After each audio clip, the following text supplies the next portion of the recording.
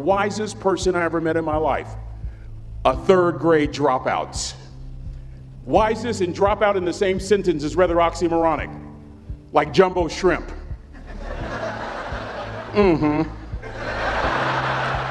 Like fun run, ain't nothing fun about it. Like Microsoft Works, y'all don't hear me. I used to say like country music, but I've lived in Texas so long, I love country music now. I hunt, I fish, I have cowboy boots and cowboy, y'all, I'm a black neck redneck. Do you hear what I'm saying to you? No longer oxymoronic for me to say country music. And it's not oxymoronic for me to say third grade and dropout. That third grade dropout, the wisest person I ever met in my life, who taught me to combine knowledge and wisdom to make an impact, was my father. A simple cook. Wisest man I ever met in my life. Just a simple cook. Left school in the third grade to help out on the family farm, but just because he left school doesn't mean his education stopped. Mark Twain once said, "I've never allowed my schooling to get in the way of my education." My father taught himself how to read, taught himself how to write, decided in the midst of Jim Crowism, as America was breathing the last gasp of the Civil War, my father decided he was going to stand and be a man. Not a black man, not a brown man, not a white man, but a man. He literally challenged himself to be the best that he could all the days of his life. I have 4 degrees. My brother is a judge. We're not the smartest ones in our family. It's a third grade dropout daddy. A third grade dropout daddy who was quoting Michelangelo, saying to us, "Boys, I won't have a problem if you aim high and miss, but I'm gonna have a real issue if you aim low and hit."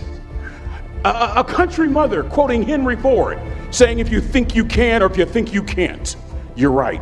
I learned that from a third grade drop. Simple lessons. Lessons like these. Son, you'd rather be an hour early than a minute late. We never knew what time it was at my house because the clocks were always ahead. My mother said for nearly 30 years, my father left the house at 3:45 in the morning. One day she asked him, "Why, Daddy?" He said, "Maybe one of my boys will catch me in the act of excellence." I want to share 2 things with you. Aristotle said, "You are what you repeatedly do." Therefore, excellence ought to be a habit, not an act. Don't ever forget that. I know you're tough, but always remember to be kind. Always. Don't ever forget that. Never embarrass mama. Yeah. If mama ain't happy, ain't nobody happy. If daddy ain't happy, don't nobody care. But you know, I'm trying to tell you. Next lesson. Lesson from a cook over there in the galley. Son, make sure your servant's towel is bigger than your ego. Ego is the anesthesia that deadens the pain of stupidity. Y'all might have a relative in mind you want to send that to. Let me say it again. Ego is the anesthesia that deadens the pain of stupidity. Pride is the burden of a foolish person. John Wooden coached basketball at UCLA for a living, but his calling was to impact people. And with all those national championships, guess what he was found doing in the middle of the week? Going into the cupboard, grabbing a broom, and sweeping his own gym floor. You want to make an impact? Find your broom. Every day of your life, you find your broom. You grow your influence that way. That way you're attracting people so that you can impact them. Final lesson. Son, if you're going to do a job, do it right. I've always been told how average I can be. Always been criticized about being average. But I want to tell you something. I stand here before you, before all of these people, not listening to those words, but telling myself every single day to shoot for the stars, to be the best that I can be. Good enough isn't good enough if it can be better, and better isn't good enough if it can be best. Let me close with a very personal story that I think will bring all this into focus. Wisdom will come to you in the unlikeliest of sources, a lot of times through failure. When you hit rock bottom, remember this. While you're struggling, rock bottom can also be a great foundation on which to build and on which to grow. I'm not worried that you'll be successful. I'm worried that you won't fail from time to time. The person that gets up off the canvas and keeps growing, that's the person that will continue to grow their influence. Back in the 70s, to help me make this point, Let me introduce you to someone. I met the finest woman I'd ever met in my life. Back in my day, we'd have called her a brick house.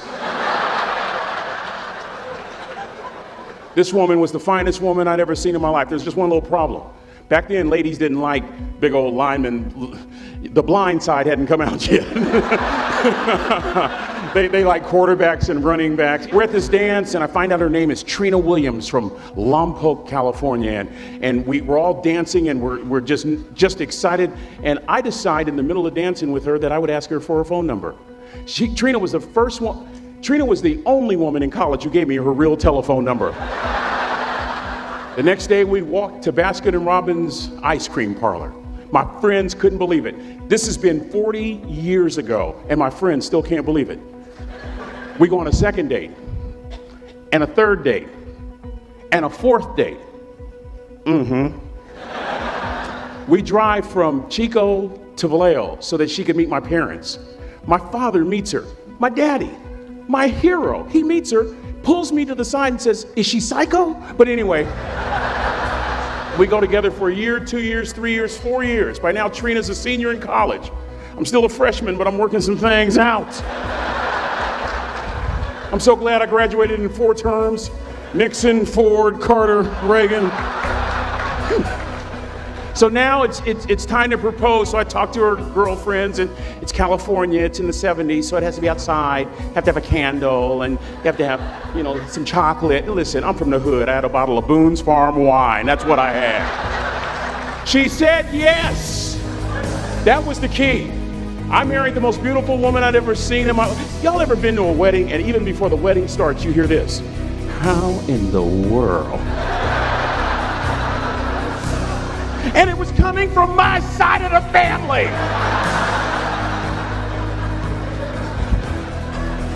We get married, we have a few children, our lives are great.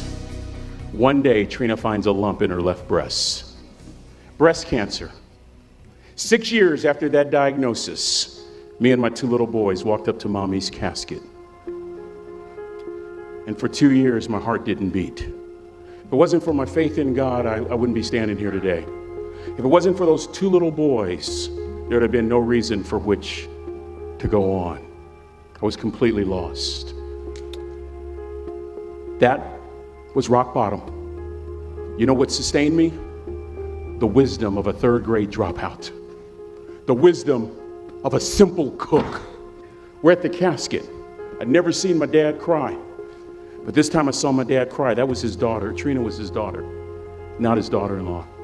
And I'm right behind my father, about to see her for the last time on this earth. And my father shared 3 words with me that changed my life right there at the casket. It would be the last lesson he would ever teach me. He said, "Son, just stand. You keep standing. You keep standing, no matter how rough the sea, you keep standing." And I'm not talking about just water. You keep standing. No matter what, you don't give up. And as clearly as I'm talking to you today, these were some of her last words to me. She looked me in the eye and she said, "It doesn't matter to me any longer how long I live. What matters to me most is how I live." I ask y'all one question, a question that I was asked all my life by a 3rd grade dropout. How you living? How you living? Every day, ask yourself that question, how you living? Here's what a cook would suggest you to live this way. That you would not judge, that you would show up early, that you'd be kind, that you'd make sure that servant's towel is huge and used, that if you're gonna do something, you do it the right way. That cook would tell you this, that it's never wrong to do the right thing, that how you do anything is how you do everything. And in that way, you will grow your influence to make an impact. May God richly bless y'all. Thank you for having me.